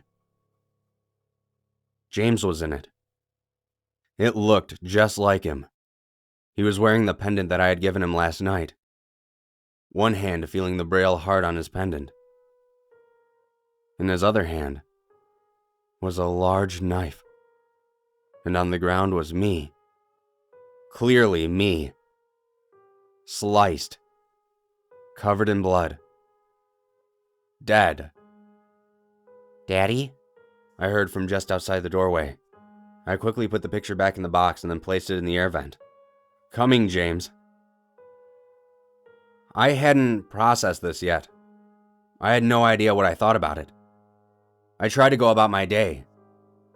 James seemed no different than usual. I didn't bring the picture up. Not yet, anyway. I was distracted while doing my normal activities. I remember doing the dishes, but my mind was really thinking, there's nobody else in the house that could have drawn that picture. And it had to be drawn last night. The pendant proves it. I remember putting James's lunch together. The door was locked all night and nobody else had a key. I remember sitting down to eat my sandwich. But how could James draw it? The picture had far too much detail for someone who's been blind his whole life. The dead person on the ground looks just like me. And he's never even seen me before. He's never seen anything before. I remember watching James playing with his toys. Can he actually see? Is he just faking it? How is that possible? How could a 5-year-old who was born without sight somehow gain his vision back while continuing to fake his blindness? What would he have to gain by faking it? I'm so lost right now. So confused. I need to really think this all over before deciding what to do. Do I talk to him about it? Do I call the police? I just had to write this down. To share it with somebody, anonymously. Because if I told anybody I knew, they would just think I'm insane. So I'm just going to post this here, with a community that deals with such strange occurrences all the time. Maybe one of you out there has a clue or some advice as to what's happening with my son.